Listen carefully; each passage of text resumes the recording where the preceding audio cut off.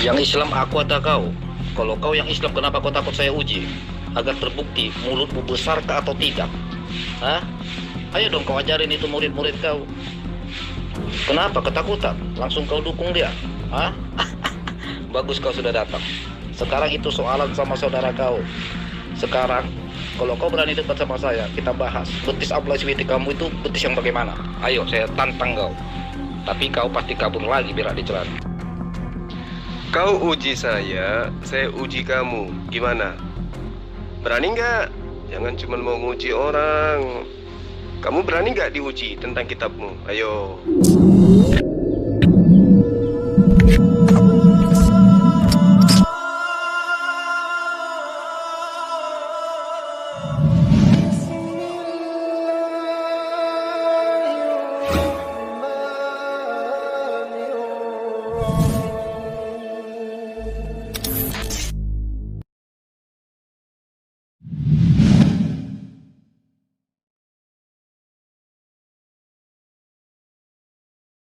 Kau sebagai gurunya di sini, ya, kau nggak usah banyak cerita sama saya. Kau sudah 5 kali kau berak di celana. Sekarang kau jawab, mampu tidak kau menjelaskan sama saya? Betis Abdullah SWT itu betis yang bagaimana? Kalau kau nggak mampu, minggir kau.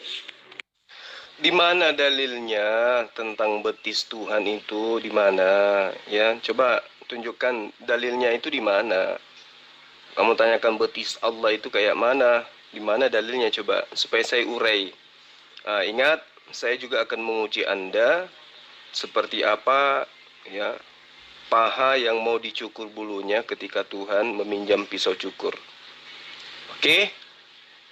Dalam kitab Anda ada tertulis bahwa Tuhan meminjam pisau cukur untuk mencukur bulu paha. Yang saya tanya, bagaimana bentuk paha Tuhanmu? Jawab. Udah kau itu berdoa minta itu dukungan sama gurumu si Gurundang, mumpung dia lagi di sini, ya. Semua kalian saya tantang di sini. Mari kita diskusikan betis Allah itu betis yang bagaimana. Ayo. Dalilnya di mana betis Allah? Ya, saya tunjukkan dalilnya paha Tuhanmu.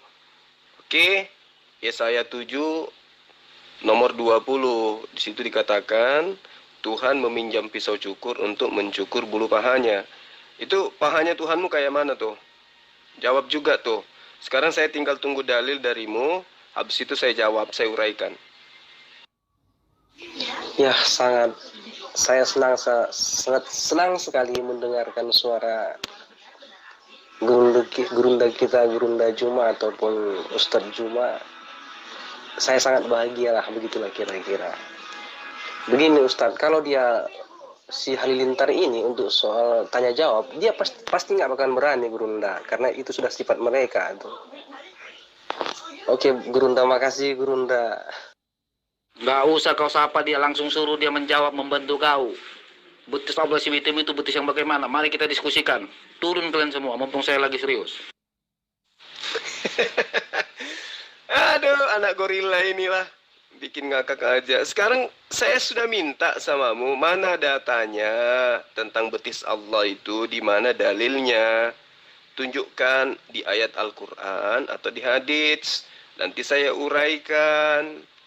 Kamu kan hanya terjemahan, ya kan? Umat terjemah.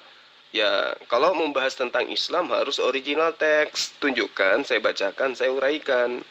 Sambil kamu menjawab pertanyaan saya. Ya, paha Tuhanmu itu kayak mana? Ketika dalam Yesaya 7 nomor 20, Tuhanmu meminjam pisau cukur untuk mencukur bulu pahanya. Pahanya itu modelnya kayak mana? Kayak paha jerapah atau kayak mana? Jawab. Nggak usah kau bilang kamu berhadapan dengan si Ustadz Juma. Dari tadi dia sudah langsung datang. Ketika saya kasih soal langsung kabur berak di celana. Oke? Dan kau jangan bicara tentang kasih di sini. Kita mau diskusi, nggak ada persoalan tentang kasih. Kalau aku tidak mengasihi kau, mungkin saya sudah berperilaku seperti saudara-saudara kau yang selalu gorok-gorok, ya kan? Nggak usah lebay, nggak usah lebay. Tuhan kalian aja kalian bunuh ya. Andai saja kalian mayoritas di negara ini, itu tidak bisa dibayangkan kayak mana kondisi negara ini. Jawab aja, nggak usah kemana-mana larinya.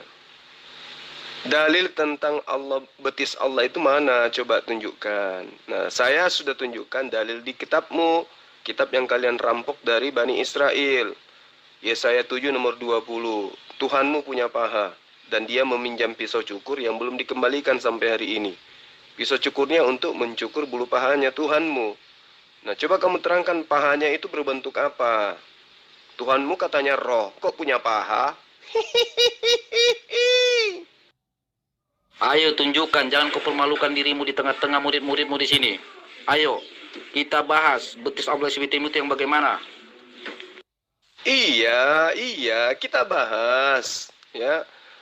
Betis Allah versus tanduk ya, tanduk Tuhanmu itu ya, yang bertanduk 7 bermata 7, atau paha Tuhanmu yang pinjam pisau cukur untuk mencukur bulunya. Tinggal kamu pilih aja. Sekarang saya minta dalilnya. Mana dalil tentang betis Allah yang kamu maksud? Silakan. Yang hasil zina kau. Ya, makanya emak bapak kau nggak kau kenal. Makanya kau lahir tidak sesuai kalau dihitungkan dengan umur emak bapak kau. Nggak usah ngeles bodoh-bodoh di hadapan abang, haleluya. Kalau saya lagi serius-serius. Ya, jangan kau bangga menipu-nipu mereka. Paham kau? Nggak usah kerasukan kayak begitu. Santai aja napa. Yang zina itu kan nyata di kitabmu ya. Matius 5 nomor 28. Laki-laki yang memandang perempuan lalu kemudian mengingini, maka dia telah berzina dalam hatinya. Kan nyata itu.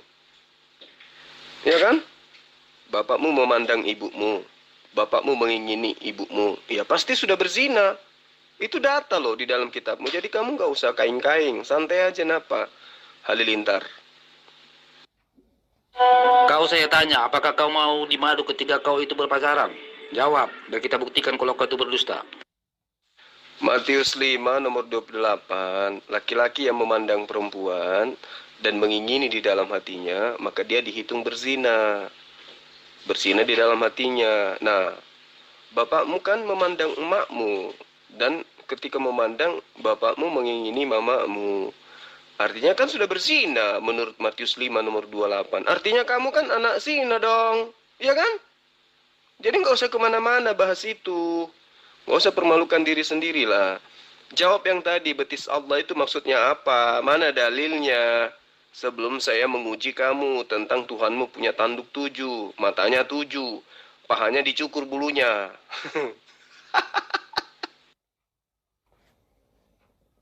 Gak usah banyak cerita, abang haleluya kalau serius-serius. Sekarang kalian kumpul semua di sini, mari kita bahas, diskusikan. Betis Allah SWT itu betis yang bagaimana? Guru Musi Ustadz Juma pun sudah kabur berak di celana yang kesekian kalinya. Umat bulus, akalnya selalu akal bulus. Ayo jawab di mana dalilnya betis Allah. Nanti saya uji kamu tentang Tuhanmu yang bertanduk 7, bermata 7. Itu matanya kayak mana, tanduknya kayak mana. Belum lagi pahanya mau dicukur bulunya katanya. Tidak usah kau bicara tema segala macam, tema sudah dibuat. Buktinya guru kau kabur berak di celana. Ya, makanya kalian tuh bodoh mau dia tipu-tipu. Gak ada ilmu dia, itu hanya mulut besar, otak kerdil. Buktinya dia kabur. Aku masih di sini loh, Halilintar. Kamu ini kayaknya masih aktif jualan obat di pasar ya. Ayo tunjukkan datanya ke saya, tuduhanmu itu ya. Allah betis Allah itu kayak mana? Mana dalilnya? Al-Quran kah atau hadits? Biar saya uraikan samamu. Gimana sih? Nah, Wahyu 5 nomor 6. Di situ diceritakan tentang Tuhanmu bertanduk 7, bermata 7. Itu gimana? Tanduknya itu kayak mana? Tanduk kerbau kah? Tanduk kucing kah? Atau tanduk ayam? Belum lagi di dalam Yesaya 7 nomor 20. Yang kamu ambil dari agama lain itu kitabnya. Ya, Tuhanmu pinjam pisau cukur untuk mencukur bulu pahanya. Yang saya mau tanya itu, pahanya itu terbentuk dari apa? Aduh, kacau ini orang. Betapa kasihannya aku melihat kau. Memulia-muliakan si gurundang si Ustadz Juma yang otaknya itu tidak ada. Dia itu mulut besar. Pantas dia kabur berak di celana. Dia berharap kalian saja. Lah dia sendiri tidak mampu ternyata. Jadi mulai detik ini sadarlah kalian bahwa si gurundang si Ustadz Juma itu tidak ada ilmunya. Hanya keluar-keluar doang di YouTube. Makanya saya kadang ketawa nengok dia di YouTube. Aduh, jualan obat lagi nih. Saya kan masih ada di sini, Halilintar. Kamu aja yang nggak jawab. Begitu dibalikkan materinya, soalnya ke kamu, kamu langsung kabur. Kamu yang kabur, bukan saya. Saya minta data tuduhanmu. Betis Allah itu tertuang di mana? Di hadits atau di ayat suci Al-Quran? Tunjukkan. Kok malah kabur? Baru juga ditanya tentang bulu paha. Iya, kamu tunjukin dong di mana perintahnya untuk berlaku sundal dan berzina dengan manusia. Nah, inilah yang orang goblok arti. Amsal 7 nomor 18 nomor 19. Ya. Marilah kita memuaskan birahi sampai pagi karena suamiku sedang tidak ada di rumah. Dia sedang dalam perjalanan jauh. Mau mangkir dari data itu, Gus? Saya kalau lagi serius jangan kau tunjukkan kebodohanmu di sini. Kau bilang hayu. Dari tadi saya justru menunggu jawaban. Bahkan saya suruh guru si Gurundang untuk mendukung kau untuk ngajarin kalian. Tapi dia lari kabur berak di celana. Jangan sampai saya ngantuk ya. Panjang ceritanya mulutnya. Begini loh Halilintar, tunjukkan dalilnya tentang betis Allah. Biar saya uraikan. Tunjukkan aja di hadits atau di Al-Quran. Terjemahannya aja. Supaya saya urai. Nah habis itu giliran kamu mengurai Wahyu 5 nomor 6. Tuhanmu punya tanduk 7. Matanya juga ada 7. Nanti juga kamu harus jelaskan itu. Maksudnya apa? Terus kemudian Yesaya 7 nomor 20. Tuhanmu punya bulu paha. Nah yang saya mau minta kamu uraikan itu pahanya Tuhanmu. Layaknya saya mengurai tentang betis Allah. Saya pun minta ya kamu mengurai paha Theos. Oke Halilintar? Oh, rupanya ini si badut Tata ya. Woi, kenapa lu takut kalau Quran lu gua bacakan? Ya, kenapa mesti ngemis-ngemis ke Alkitab? Karena tidak mungkin lah ada Allah yang begitu maniak seks seperti mana yang ditulis dalam Quran. Coba kamu tunjukkan, coba kamu bacakan Al-Quran. Jangan-jangan cuma nyebut nama surah dan nomor ayat. Lalu kemudian kamu menghujat Allah. Ya, di dalam kitabmu itu ada loh. Seorang istri yang ditinggal suami dalam perjalanan jauh suaminya, dia mengajak laki-laki lain untuk memuaskan nafsu sampai pagi. Ada loh di kitab Anda. Ajakan bersundal. Sadar enggak, Gus? Jadi sekarang semua menyaksikan yang namanya katanya guru mereka si Ustadz Juma si Gurundang itu. Ketika langsung saya ajak diskusi debat dengan tema bagaimanakah betis Allah Iswiti yang sebenarnya, dia kabur berak di celana. Jadi biar semua tahu. Jadi yang kesikan kalinya lah si Ustadz Juma ini kabur berak di celana kalau ngadepin saya. Aduh. Pandai-pandaian lah kamu ya, Halilintar ya. Saya minta data, malah dibilang saya kabur.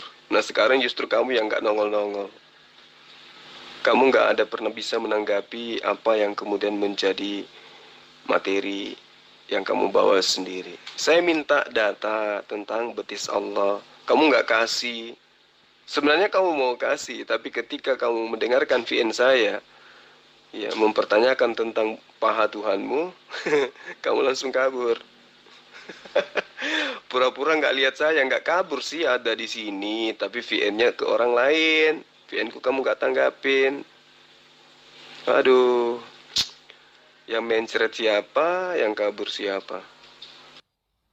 Tidak perlu kau untuk buat ngeles-ngeles bodoh. Kau tahu sendiri Abang Haleluya cerdas bijaksana. Tidak akan masuk dan tidak akan ada ruang ngeles-ngeles bodohmu itu kalau di hadapan Abang Haleluya. Sekarang tema sudah dibuat dan gurumu sudah kabur berak di celana. Paham di situ? Masih juga jualan obat nih orang. Udahlah, tanggapi VN saya apa? Kamu nggak usah sembunyi gitu. Ditertawakan sama yang lain, Halilintar. Lihat saya kamu kayak lihat malaikat maut. Santai aja napa? Kamu tunjukkan aja tuduhanmu tentang Allah. tentang betis Allah itu apa maksudnya. Biar saya urai, biar saya jelasin. Kau kan minta untuk dijelasin, tapi sebelum saya jelaskan, tunjukkan dulu di hadits atau di Al-Quran. Gitu loh Halilintar. Jangan cari pembenaran apa, cari kebenaran. Ayo, biar kamu waras. Ya, saya tunggu ya. Bilang aja kau takut kau, ya. Terus kau merasa kau dibangga-banggakan mereka padahal karena mereka sanggup kau bodoh-bodohin. Ya toh? Harusnya kau di sini kau buktikan kalau kau cerdas, jangan kau permalukan dirimu di depan murid-muridmu yang bodoh-bodoh ini. Ya toh? Mereka sanjung-sanjung kau. Mati-matian mereka mensanjung kau padahal kau sendiri mati-matian kau menghindar dari saya untuk debat. Sekarang kalau kau berilmu, tunjukkan sama muridmu, kita bahas temanya. Apakah betis Allah SWT-mu yang disematkan itu? Ayo. Halilintar, Halilintar. Kan saya sudah minta datanya apa, dalilmu mana? Coba tentang betis Allah itu kamu dapatkan dari mana? Tunjuk dalilnya biar saya jelaskan gitu. Silakan. Ayo semua, jangan keluar-keluar colek Alkitab. Nah, tetapi coba ajarkan semua kadrun di situ.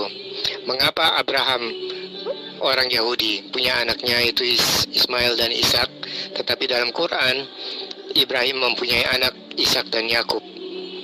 Itu jelas sudah beda, ya, beda sejarah. Iya, silakan. Itu tertuang di data mana, surah apa dan ayat berapa. Silakan, Gus. Jadi kalau saya hitung, sudah ada 6 kali ini Ustadz Juma si Gurundang ini kabur berak di celana. Ya, dulu masalah tentang temanya yaitu soal yang murtad, yang mu'alaf tidak diterima. Ya, yang kemudian kemarin tema juga tentang apalagi itu ya, sampai saya lupa itu karena si Gurundang ini kabur berak di celana sudah lama sekali. Ya, masalah tentang yang mu'alaf tidak diterima. Yang kedua tentang yang dicintainya kalau murtad. Kabur dia berak di celana.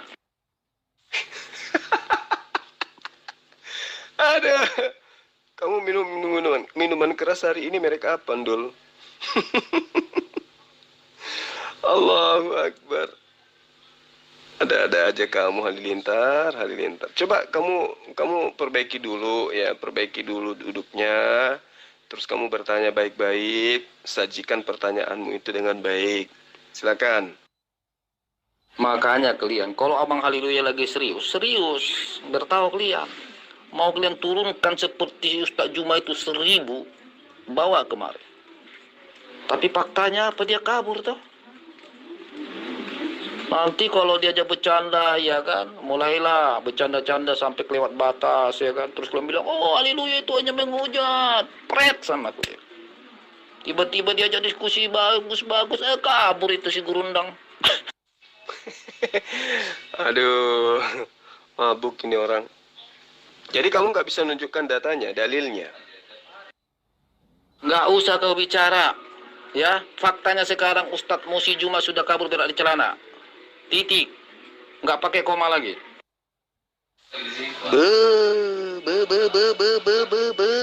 Nenekmu kiper.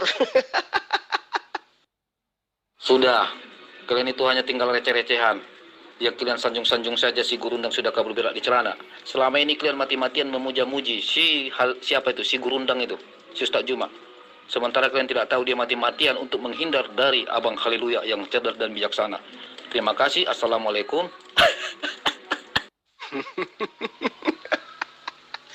Allahu Akbar. Masya Allah. Mending saya minum kopi campur masaku dulu ah. Alhamdulillah. Ayo Halilintar, mana datanya?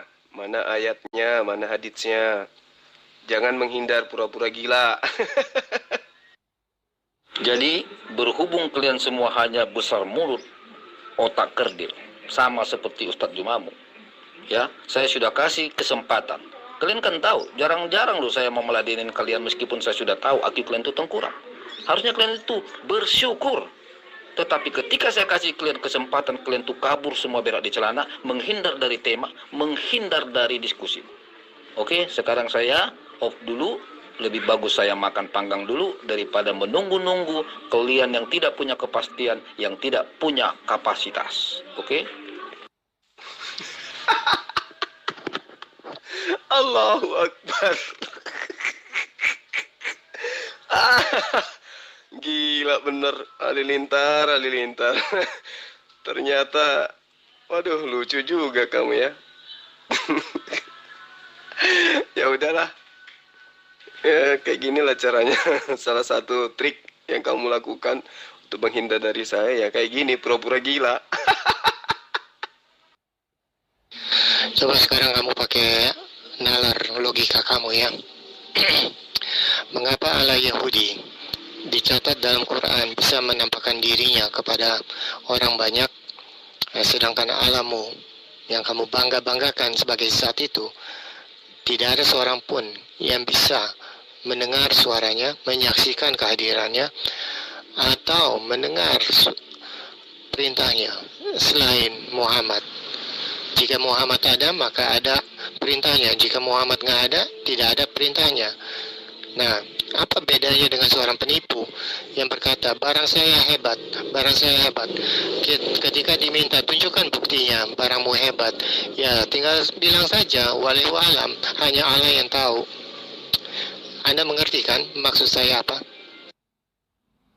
Ini saya sudah pernah jawab, Gus, bahwa Tuhan itu menyatakan diri kepada nabinya berkesesuaian dengan kondisi nabi dan umatnya pada masanya. Jadi kamu jangan gila permanen apa.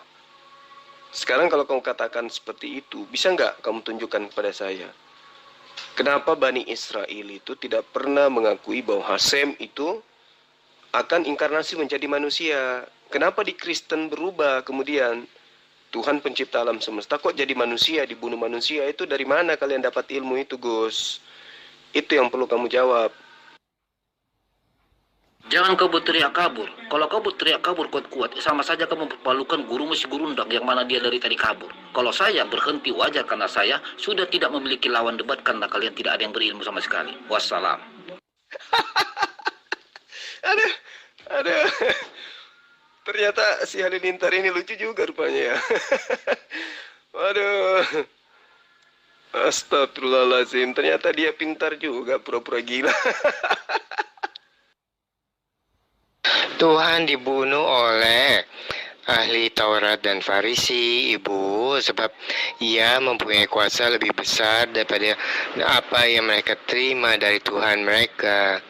Nah, ini kan juga apa yang diajukan oleh ahli Taurat dan Farisi kepada Roma, bahwa ia menghasut rakyat untuk memberontak.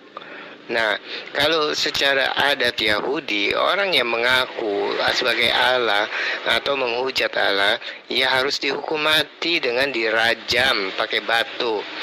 Nah, tapi kenapa Yesus disalibkan?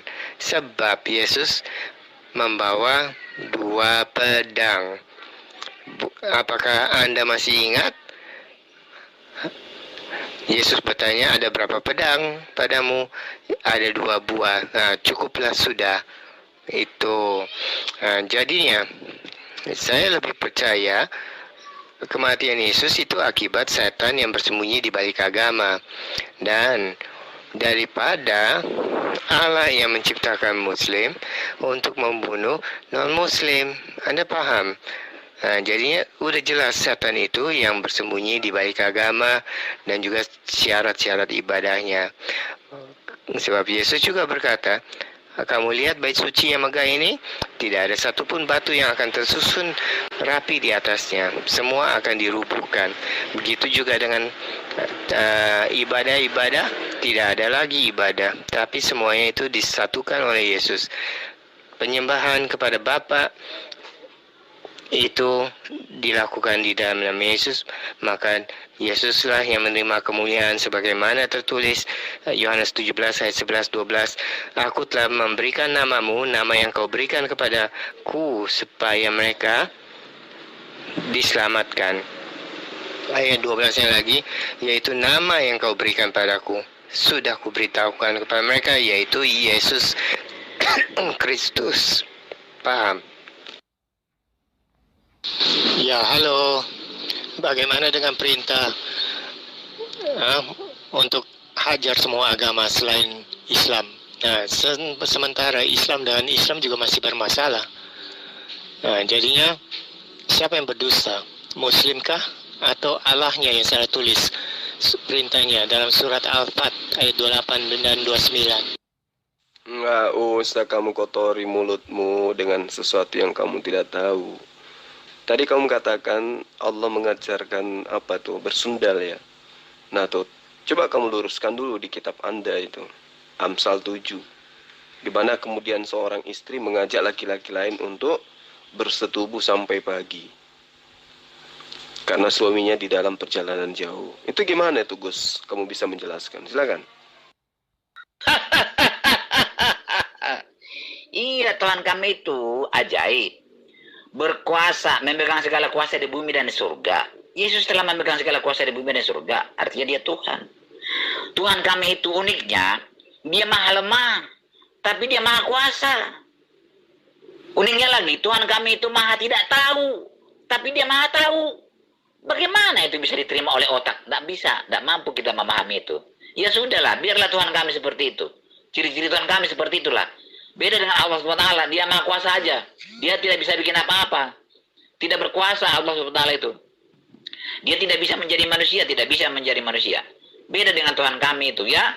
Jadi ciri-ciri Allah SWT dengan Tuhan Alkitab itu beda. Jangan dipaksakan harus sama. Iya, saya sudah berkata berapa kali, ribuan kali sudah saya katakan. Yesus itu maha kuasa, tapi maha lemah. Maha tahu, tapi maha tidak tahu. Bagaimana sih orang-orang Islam yang tidak paham? Ya, makanya otak-otak Islam ini selalu digunakan memahami Yesus yang tidak dapat dipahami itu. Dia adalah yang maha kuasa, yang datang dari surga ke dunia ini. Dia maha kuasa, tapi maha lemah. Dia maha tahu, tapi maha tidak tahu. Bagaimana sih orang-orang ini? Saya juga tidak paham tentang Tuhan saya itu, sifatnya itu bagaimana. Tuhan kami yang maha kuasa itu bisa masuk ke dalam rahimnya Maria. Jadi tidak berkuasa. Tidak berkuasa sama sekali. Padahal dia tadinya maha mengetahui, maha kuasa. Tapi setelah dia di rahimnya Maria, tidak maha mengetahui. Setelah lahir jalan pun dia tidak bisa jalan. Harus diajari berdiri, harus diajari berbicara. Itu namanya dia tidak maha mengetahui. Dia Tuhan kami. Belajar berjalan Tuhan kami. Belajar bicara Tuhan kami itu. Nah, itulah Tuhan kami. Tapi herannya, Tuhan kami itu masih menguasai alam semesta ini. Masih ada Tuhan yang kuasa Tuhan di mana-mana. Masih hadir. Lah inilah yang tidak dapat kami pahami. Dan kami tidak bisa jelaskan kepada kamu. Ya, terserah kamu lah bagaimana kamu menganggap itu. Bikin keputusan kamu sendiri untuk kamu. Itulah Tuhan kami, seperti itulah Tuhan kami. Saya tidak paham itu. Bagaimana Yesus dalam aku di dalam dia, di dalam aku. Akulah dia, dia adalah aku. Lagi juga ayat itu, ayat B adalah tulisan wartawan gadungan. Tidak dapat dipercaya. Untuk apa kita analisa itu ayat B? Itu kan tidak benar beritanya itu. Ya. Jadi kenapa kamu menggunakan tulisan orang-orang yang pembohong itu untuk membuktikan kebenaran Al-Qur'anmu? Kenapa ayat B? Apa alasanmu? Kenapa kamu tidak menggunakan Al-Qur'an untuk membuktikan pernyataan Al-Qur'an? Coba, ini saya tanya dulu kamu. Apa kamu malu? Apa kamu tidak sanggup menggunakan Al-Qur'an membuktikan kebenaran beritanya? Itu namanya ajaib. Aku pun tidak bisa itu. Tidak bisa. Nyatanya dia, waktu dia di rahimnya Maria dan baru lahir, tidak bisa bikin apa-apa. Dia tidak tahu apa-apa. Itulah Tuhan kami. Tapi dia maha tahu. Tapi dia tidak maha tahu. Bukan seperti Allah SWT. Ya. Jadi Tuhan kami itulah menjadi perbincangan otak dan logika manusia yang tidak mampu dipahami oleh otak dan logika manusia. Jadi jangan gunakan otakmu, logikamu untuk memahami ketuhanan kami. Tidak mampu. Dia adalah Tuhan yang maha kuasa, tapi dia maha lemah. Dia adalah Tuhan yang maha tahu, tapi dia Tuhan yang tidak maha tahu. Bagaimana cara itu menerima itu? Saya juga tidak bisa jelaskan itu. Baik sahabat-sahabat sekalian, karena si Halilintar ini udah kabur ya setelah kita mengajak supaya dia itu mempertanggungjawabkan hujatannya terhadap Allah terkait dengan apa yang kemudian dia bawa dengan dua kata betis Allah. Ya, ini adalah kewajiban kita untuk menjawab, ya, meskipun Halilintar ini sudah kabur di grup ini, ya, supaya kelak tidak menjadi fitnah. Di dalam Al-Quran memang diterangkan di dalam surah Al-Qalam ayat 42. Bismillahirrahmanirrahim. Yawma yuksafu an saqin wa yud'auna ila sujud fala yastati'un. Jadi di situ ada perintah. Ingatlah, ini perintah. Jadi ketika diterangkan ingatlah pada hari ketika betis disingkapkan dan mereka diseru untuk bersujud, maka mereka tidak mampu. Nah, sahabat-sahabat sekalian, saya mengurai dari sini dulu ya, supaya nanti Halilintar saya berharap beliau bisa mendengarkan VN ini. Di data yang saya sajikan berdasarkan ayat suci Al-Quran ini jelas ayat ini menyatakan kepada orang-orang kafir Mekah pada masa itu. Asbabun nuzulnya ya, bahwa orang-orang kafir Mekah, jika mereka itu mempunyai penjamin kebenaran perkataan mereka, bahwa mereka pasti akan masuk ke dalam surga seperti orang-orang mukmin, seperti orang Islam yang dijamin masuk surga, maka di ayat ini Allah mengatakan, cobalah datangkan saksi atau penjamin itu nanti pada hari kiamat untuk kalian. Pada hari itu jelas di data ini, dalil ini ya, semua orang dalam keadaan ketakutan dan sedang berusaha lari dari ketakutan itu. Pada hari itu mereka diminta sujud untuk menguji keimanan mereka, padahal mereka tidak sanggup lagi bersujud. Kenapa? Karena persendian, tulang-tulang mereka telah lemah, ya, bahkan menjadi kaku, sehingga mereka tidak bisa membengkokkan badan mereka dan mereka tidak bisa bersujud. Kenapa? Karena azab Allah telah meliputi diri mereka di atas dan di bawah daripada diri-diri mereka ini. Nah, ini jelas ya, kenapa hari itu dikatakan bahwa hari ketika betis disingkapkan? Karena hari itu adalah hari yang apa ya bilangnya? Hari yang penuh dengan huru-hara. Seperti yang dimaksud pada ayat ini, ya, kejadian yang sangat luar biasa yang terjadi di hadapan Allah. Sama ketika kita analogikan yang terjadi baru-baru ini ya, Gunung Mahameru terjadi ledakan atau ada ada gempa terjadi di sana, ada kejadian yang sangat luar biasa seperti itu. Tentu orang-orang yang ada pada sekeliling daripada Gunung Mahameru itu, ya, akan berlarian. Di antara mereka ada yang menyingkap betis mereka, mengangkat celananya, mengangkat kainnya, supaya kencang berlari. Itu makanya diterangkan dalam Al-Quran, yauma yuksafu an saq wa yud'auna ila sujud. Itu maksud daripada ayat ini. Hari betis disingkapkan. Karena hari huru-hara, orang lari berlarian ketakutan. Itu makna daripada ayat suci Al-Quran ketika yang dimaksud daripada siapa? Halilintar itu terkait dengan betis Allah. Nah, itu sedikit kita bercerita tentang dalil Al-Quran. Nah, kalau kemudian larinya kepada hadits, ya, ini merujuk kepada apa yang saya jabarkan tadi, bahwa terkait dengan data itu, data Al-Quran maksudnya, itu bercerita tentang hari huru-hara di mana orang akan berlarian ketakutan. Nah, kemudian ketika berbicara mengenai hadis tentang Allah menyingkapkan betisnya di hadapan hambanya pada hari kiamat, ya, sebagaimana yang ada di dalam hadis sahih ya, itu jelas ya, hanya kemudian untuk menjelaskan tentang apa yang dimaksud daripada surah di dalam ayat di dalam surah Al-Qalam yang tadi. Nah, pada hari betis disingkapkan, mereka kemudian dipanggil untuk bersujud. Padahal mereka tidak mampu untuk bersujud. Mereka tidak mampu menjadikan badan mereka itu sujud di hadapan pencipta alam semesta. Nah, ini yang dimaksud daripada hari betis disingkapkan. Ya, betis Allah maksudnya di situ ya. Artinya huru hara yang kemudian adalah merupakan satu kejadian yang memang Allah persiapkan untuk orang-orang yang melanggar aturannya ketika hidup di atas muka bumi ini. Nah, ini yang perlu dijelaskan kepada halilintar. Cuman saya nggak bisa menjelaskan lebih terinci karena saya nggak tahu yang dia bahas itu tentang ayat-ayat suci Al-Quran atau tentang hadits. Karena kalau kita berbicara mengenai hadits, ya, di situ ketika Allah berbicara mengenai kata sak, ya, kata sak itu kan identik dengan betis, ya. Ketika kata sak itu identik dengan betis, lalu kemudian di situ berbentuk nakira, ya, bentuk kata nakira.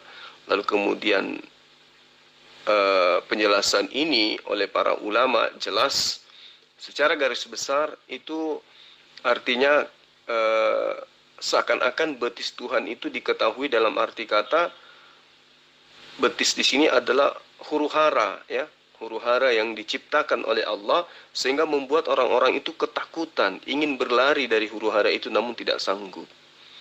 Nah, inilah yang kemudian dipertanyakan oleh saudara halilintar. Hanya saja karena dia itu tidak memahami pertanyaannya sendiri sehingga ya ujung-ujungnya kabur. Nah, ini yang bisa dipahamkan kepada halilintar. Mudah-mudahan nanti ketika dia masuk dia bisa memahami apa yang saya jabarkan. Jadi ketika ada hadits, ya, yang menerangkan bahwa Allah menyingkap betisnya di hadapan orang mukmin dan juga di hadapan orang munafik. Ini juga ada hadisnya, ya. Ini menjelaskan bahwa orang munafik akan melihat Tuhan bersama dengan orang mukmin sebagaimana apa yang ditafsirkan oleh para ulama tentang hadits, ya. Artinya orang munafik juga akan melihat Tuhan menyingkap daripada kemarahan Allah atau kemurkaan Allah. Namun mereka tuh tidak mampu kemudian untuk bersujud, ya, ketika orang-orang mukmin itu bersujud. Jadi ketika ada huru hara di mana Allah itu menjadikan sebuah momentum, dia memperlihatkan kemurkaannya, kemarahannya, maka orang-orang munafik, orang-orang kafir itu tidak mampu bersujud, sementara orang mukmin itu justru bersujud kepada Allah. Itulah yang dimaksud daripada dalil itu. Tapi kita tunggu saja apa yang sebenarnya haleluya ini mau pertanyakan, apakah hadits ataukah ayat suci Al-Quran. Ya, nanti semoga dia punya nyali lagi untuk masuk kembali di grup kita. Demikian sementara. Salam satu Tuhan, Allahu Akbar.